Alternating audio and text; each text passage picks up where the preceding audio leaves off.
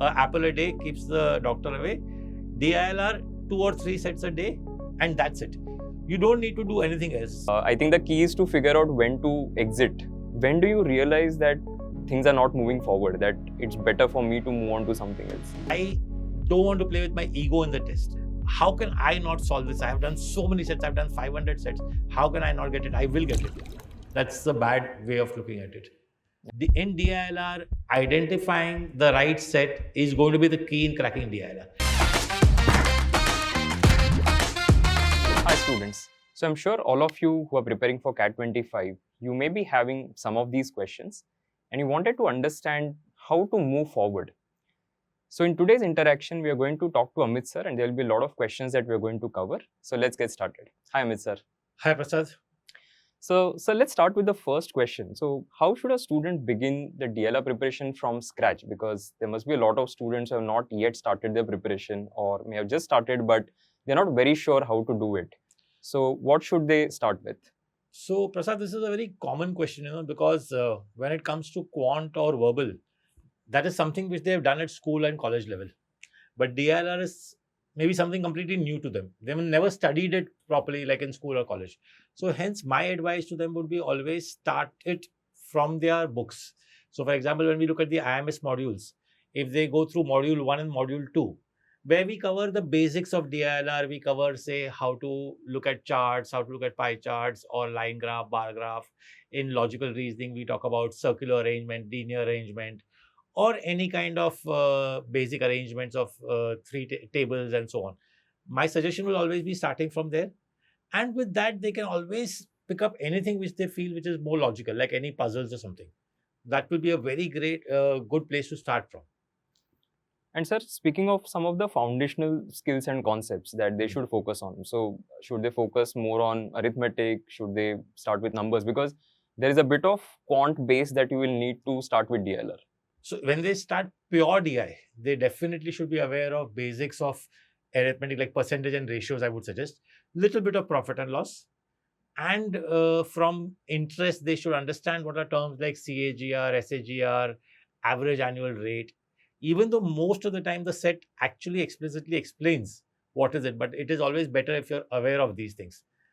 And in logic, I always recommend, that you understand patterns better. What kind of pattern is there? Is there some pattern recognition? Also, I'm sure you're aware, Prasad, over the last couple of years, the way CAT is going, they don't have very specific DIR only LR sets. Right. There are a lot of sets which are common. There are what we call as numerical logic nowadays. So those type of sets will always help it will help for them to work on. And sir, a lot of students also repeatedly ask this question that how many sets should I solve per day, right? So sometimes it is framed differently that how much time should I study for DILR? Yeah. So how many sets ideally per day they should look at? So I'm sure we've discussed this hundreds of times and we've come up with different numbers with different people.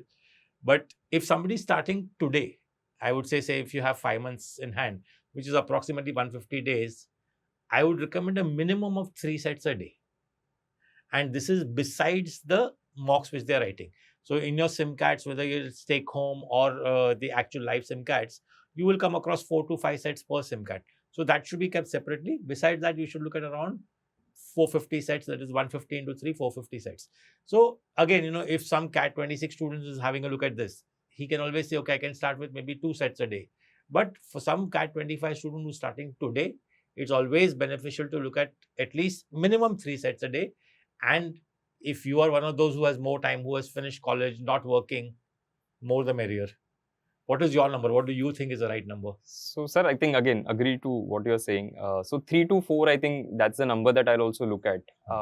Just to add, a lot of times students think that I have to solve this in a particular time limit. Okay.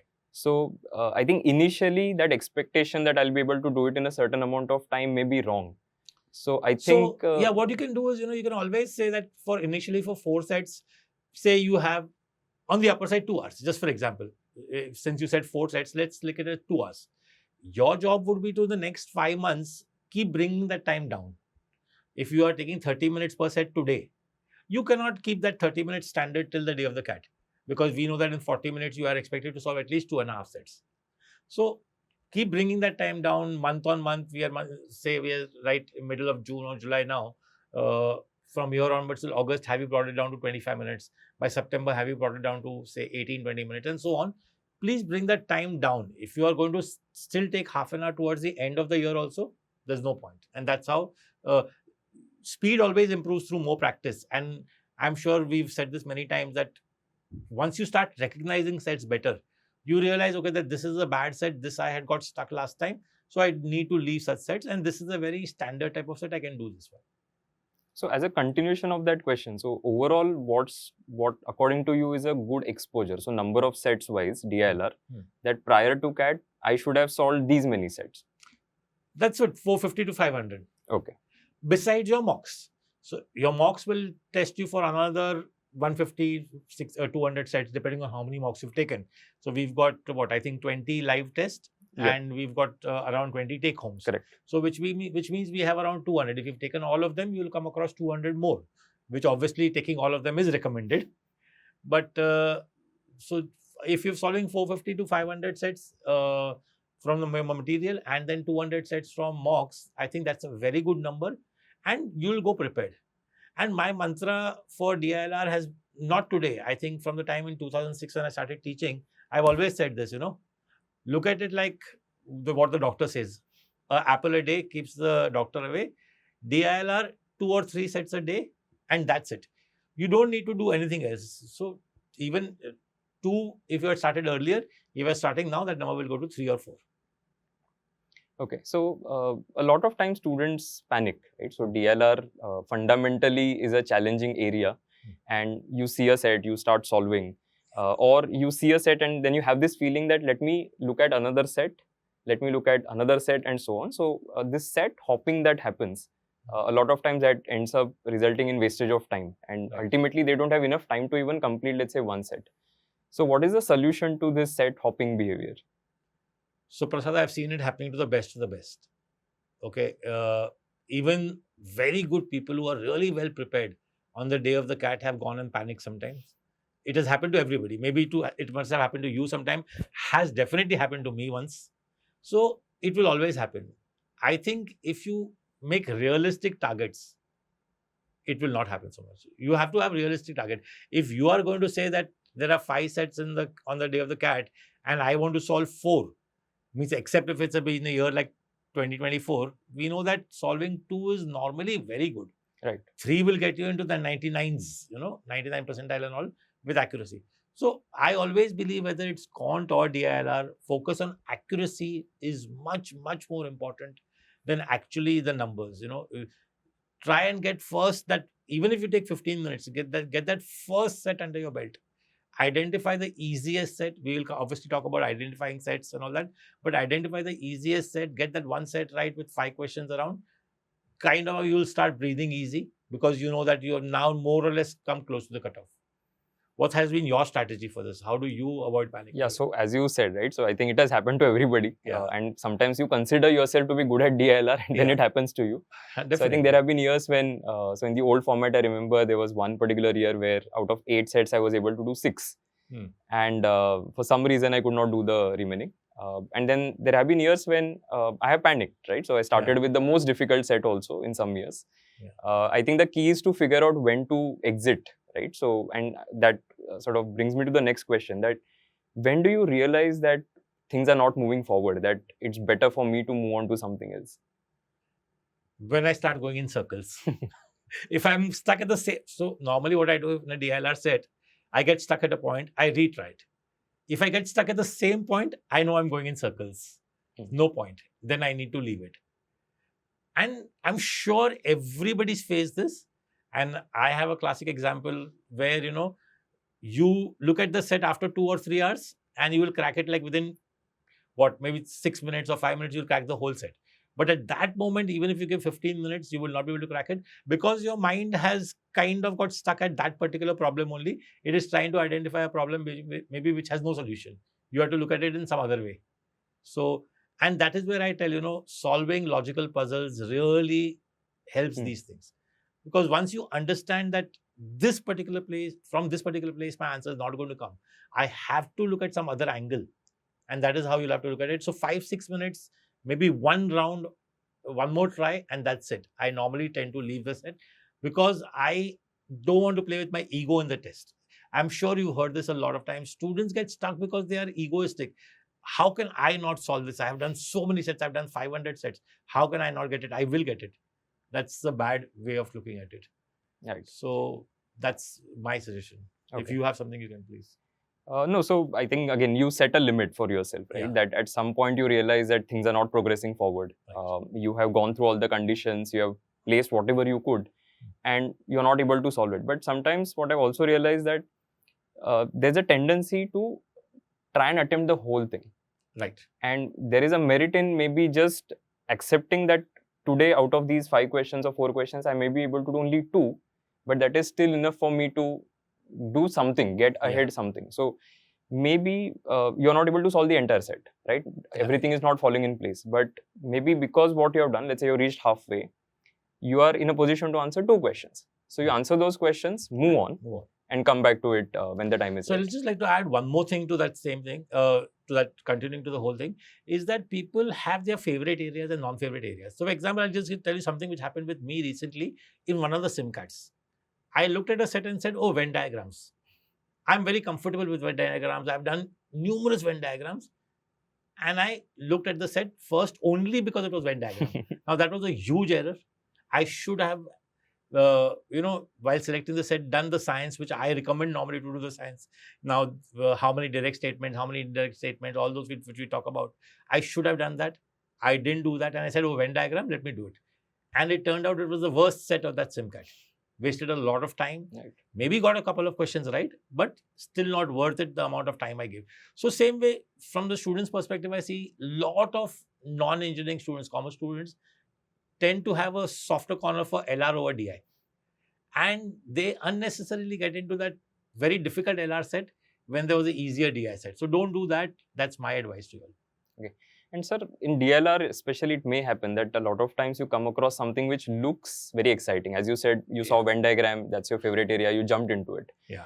So how to stay out of or away from these sort of temptations? Same thing. I remember when I used to, as I told you, I started teaching in 2005-06. There used to be a cricket set. So every time any student who plays the sport or follows the sport well, he wants to solve that set because it's a cricket set, because he likes cricket. Now, in India, I think 1 billion people like cricket out of the 1.3 billion. 1 billion people will like cricket. So that doesn't mean they're going to be able to solve that set. It was a difficult set. So don't unnecessarily say it's a chess set. Just because you play chess doesn't mean you solve that set. Yes, you will have a slight advantage over the others, but maybe that's not worth it. So look at the set, what we call a set selection. We've got a very good thing going that a lot of people select sets on gut feeling. Gut feeling, selecting a set is going to be a bad thing. Have a science behind selecting the set. We've created some videos on how to select sets.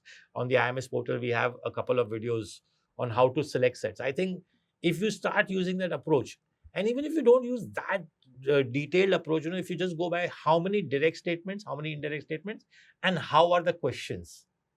I have been mentioning this so many times recently that if you look at the questions, you get such an opening sometimes that, okay, this question, these are the 4 options, and they say which of the only is incorrect. Right. Which means there are 3 correct. The whole pattern can come out from that question itself. Now, I don't know whether students are looking at these things. These are the things which can really help them in set selection. Right. So a lot of times students also come and say that I have taken CAT earlier, right? So maybe this is my 2nd attempt, 3rd attempt. So does the DLR preparation change in any way because you're taking it for the 2nd time or the 3rd time? So Prasad, I'm going to quote you on this. You said this many times earlier. A repeater, a regular student, a student who's starting for the first time goes from concepts to practice. A repeater goes from practice to concepts. So he or she has to start solving sets, because maybe he's done everything one round. If he seriously done the whole round once, then in the 2nd attempt, what he's doing is basically he's starting to practice. He'll realizing I'm faltering at these areas, and then go back and practice those areas again. And that's the best way for them. One more thing which I advise for all repeaters is do not solve the same material which you did last year. It will have no merit. Because if you've solved a set last year, at some point you will realize that in this set, this was the trick. Right. Now, if that trick you know beforehand, there's no merit in solving that set. So look for new material. Maybe look for a book or whatever. Even though I prefer to solve everything online, that a student solves everything online and nothing on the book. Because if you start solving from the book, your whole recognition, the way the questions are going to be seen, because on the day of the cat, you will see the set, each question separately. Are you getting comfortable with that idea? While in the book, things are very different. Correct. Correct. So What again, is as a your- follow-up, Huh. as a follow-up to that is what sources they should look at, because as you said, you solve sets. Yeah. The question is going to be, from what sources do I solve these sets? So for an IMS student, my recommendation is very simple. And this goes for all areas, whether it's quant, verbal, DILR. You go to your class exercise. There are some examples initially, then the class exercise. After the class exercise, we have the practice exercise. Then we have the benchmarking test. We have the sectional test. We have the masterclass, which is coming up now. And then obviously all your mocks. Right. The whole SEMCAT season is around 40 mocks. So again, Prasad, we know that a lot of students are not able to write all the mocks. I keep telling them that, especially the take-home ones, if they're not able to write them, start at least solving the sections, like one section, the DILR section, because all of these are actually very good quality sets with good quality solutions available. Also for DILR on our portal, we have around the practice sets. I think where we are around 150 practice sets. So that is also an excellent thing. Again, I always recommend that solve only those, whether you're solving from IMS material or some other material. Very frankly, it doesn't matter. I don't think so any class wants to give their students bad material. They will obviously be giving them good material, but only solve those sets for which you have good quality solutions available. I don't want you to get stuck with a bad solution. And that's it. Anything else which you recommend in terms of practice? How do you go about things? Yeah, so to add to what you said, past CAT papers is going to be there. Right? Definitely, So PYQs. definitely past year questions you have to do. Yeah. And sometimes students again keep asking what kind of sets, what kind of sets. I'm saying whatever CAT has asked in the past, right? That is sort of your go-to material. So if CAT has asked 3-set Venn diagram, 4-set Venn diagram, you have to know 4-set Venn. You can't then say that I don't know how to solve a 4-set Venn and walk into CAT. Yeah, in fact, Venn diagram, tournaments, and say arrangements are the areas which I tell students that this is something which you have to definitely know, because these are the standard things, like, or cubes, even though it has not been asked in CAT too much, maybe in some other tests, but these are the areas which you definitely need to know before going into a CAT thing. As you said, 4-set Venn diagram. So many students say, okay, 4-set Venn diagram has been asked only once. Why should I do it? But what if it is asked this year? You would miss out like 15 marks, very easy 15 marks. Because if you had known that, it was a very straightforward thing. Correct. You have the diagram ready within like a minute or two. Just put the values. Maybe in 8-10 minutes, you'll solve the whole set. So revise things which you know is like a part of a syllabus. DILR, we know that doesn't have a very standard defined syllabus, but at least have that part ready. Yeah. So what do you recommend to do outside textbooks and outside the online set of questions that we have? So what other skills they should start building which helps them in cracking, say, DILR sets? So I've always believed that DILR is so much about logic. Start getting the logic correct. It's just not about those sets. Are you a logical thinker? So for example, Sudoku. I play Sudoku on an everyday basis, maybe for 15 minutes. I'm sure you've seen me doing it. Yeah. 15 minutes minimum is the time I spend on Sudoku, where I solve the simple Sudoku to just keep my skills, my motory skills, am I awake? Am I fast enough, or whatever. And one difficult level Sudoku to improve my logic. So that's what I recommend everybody to do. One difficult level Sudoku to improve your logic, where you will start having logical reasoning, that you can't have a number here, you can't have this will not come here. So this is the only possibility. Exactly what works in LR sets. You must have noticed that so many times, even in the video solutions I talk about it, I tell them that, see, this is the way you have thought of, because I was doing Sudoku, I could think of it here. So whether it's Sudoku, Kakuro, a lot of people think Wordle is only an English game. I don't think so, it's English. I started playing Wordle, say 6 months back, and I'm doing pretty well at it. I think it's more because of my logical reasoning skills than the English. So whether it's Wordle, the new Sudoku with X and V, which is a nice thing, or the magic squares kind of things, these will really help you. Obviously, keep going up. take the level up. If you start with the basic ones, within 15 days, go to the medium, difficult, and so on levels, and then try and do 1 or 2 per day. So every day, 15-20 minutes of puzzle solving is really helpful. I think, and for maybe some of the students might be Cat 26 also. In that case, I would even recommend doing something like, say, Shakuntala Devi's puzzle books, right? Fair Puzzles enough. to puzzle you, more puzzles to puzzle you, and so on. So, I maybe it sounds a little bit cliche, but like how I say, when you're playing a sport, you just don't practice the sport. So if you're a cricketer, you're just not practicing only playing cricket. You're going to the gym, you're lifting some weights, you're running. Now, logically, you'll say, okay, why do I need to lift weights when I'm a cricketer? But that's how it is. Your body, the kind of sixes which the IPL players need to hit nowadays, you need a lot of muscle. Right. So same way, these puzzles and all are like going to the gym for you. Writing the cat is a sport which you're going to play, and going to solving puzzles is the gym. That's so my it's logic. Form of cross training, basically. Cross training, yes.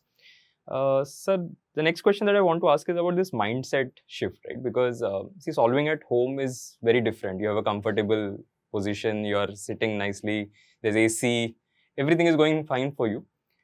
Suddenly, you start a sim cat or the actual cat, there is a pressure situation. Right. So, what is that mindset shift that somebody will have to do? No, I think here, the mentors of the students should play a big role. Right from day one, they should have inducted in them the discipline that whenever you're solving anything, it has to be under time pressure. So now when we were talking about how many sets a day, 3 to 4 sets a day, let me come back to that whole thing and let's mix these two and let's talk about it. What I think is that, suppose if you don't decide, okay, I'm going to do these 4 sets today, not that way. For a week, narrow down to 25, 30 sets and say, in this week, I'm going to finish off these 25, 30 sets. Then maybe you can break it up like an exercise 4, 4, 4, 4. And every time you look at 4 sets, go through the whole process of selection, which was the easiest set out of these 4. Why did I select it? Did I have enough direct statements and so on, whatever we discussed. And then put some time pressure. Now that time pressure can be 25 minutes also, I'm okay. But have at least 25 minutes. Because otherwise we know that then you're in your own world. You've got up between the set, you've gone and have a shower, come back, and then again solving the same set. No point.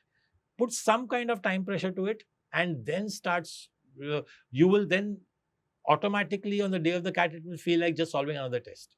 Right. If you start solving everything from day one, and whether this is quant, verbal, LRD, everything, start solving with some time pressure at home also. And that, as I said, our mentors in class also should induct the same practice. Even in class, when they give them, say, 5 questions to solve, they should tell them, okay, 5 questions to solve within 10 minutes.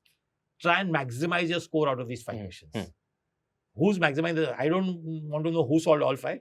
I want to know who maximized the score. Or rather, who solved like the easiest one, who identified the easiest set and did the easiest set or whatever. Or, before class, if their job is just to identify the set, not solve the set and come. Just identify the easiest sets. I think identification, in DILR, identifying the right set is going to be the key in cracking DILR. Right. I don't believe solving is going to be the major key. I think if you and me identified on the day of the cat for the child, that these are the easiest sets, I'm sure everybody will clear the cutoff. So, sir, another question. So, or just to add to that also, I think sectional tests will be very useful in that sense. Definitely. Because here you can actually practice that thing before you try it out in a SimCat. Yeah. Because students are generally scared to try out new things in SimCat, Yes. which they should, because They should do it in take-homes at least. Right. So, initially there's no harm. So, generally there's that fixation, right? That I have to solve these many sets, I have to get so much score, otherwise I'll not be able to clear the cutoff. But the thing is, you might not have reached there yet. Yes. But at some point of time, whatever sets that you have done, cumulative effort will add up, and then you will be in a position to crack it in a certain time. So, in fact, somebody recently asked me this question, sir, my scores are not improving, what should I do? I said, it's only SimCat 4. Why are you worried so much? Till the first 7, 8 SimCats, I don't worry too much on scores. I want to get into a pattern, habit. What is my habit of doing in a test? How do I start the DILR section? What are my first 5 minutes or 7 minutes of the DILR section? Am I doing that every single time? Because a lot of people say 7 minutes wasted in selecting sets. I say 7 minutes invested in selecting a set. That's my way of looking at it. Nice. Because if you can invest those 7 minutes well in selecting a set, that will really, really help you. Right. So, sir, almost towards the end of the video. So, Uh-huh. just want to ask you one last thing. If, let's say, somebody decides not to watch the whole video and jumps to the end, considering everybody has shorter attention Yeah. span, what is that one thing that you would advise people to do? Stop watching too many videos and start solving. No, and very frankly, for me, with today's generation, so much is being spoken on Instagram about today's generation. All right, I think the biggest thing which they can take away is discipline, because DILR is going to work with discipline. Every day, 3 to 4 sets. That discipline. Don't worry about quality, which set, was it LR, was it DI, nothing. Don't worry about anything. If you can start saying that I will solve 3 or 4 sets every day, I'm sure he'll come across all different type of sets. He will come across Venn diagram. He will come across tournaments. He doesn't have to specifically go and practice something. So have that discipline of solving 3 to 4 sets every single day. I think that will be the key for out of this video. Yeah, I think completely agree with what you said, because sometimes you don't see the result of what you're doing, right? Yeah. You are just, as you said, going to the gym. Yeah. Maybe in the initial 1 month, you're not going to see results. But at Obviously. some point of time, your muscles are becoming strong, right? You're developing Yeah. strength and it will start showing, right? Definitely. So I think we had a very meaningful conversation today. Yes. Thank you so much for taking out time, sir. Thank you for having me And here. and I'm sure it is going to help all the students. So Yeah. if there are any questions, feel free to drop in a comment. We'll try and get back at the earliest. In fact, Amit sir will also be responding to some of your questions. Definitely. So yeah, thank you, sir. Thank you, Prasad. Yeah.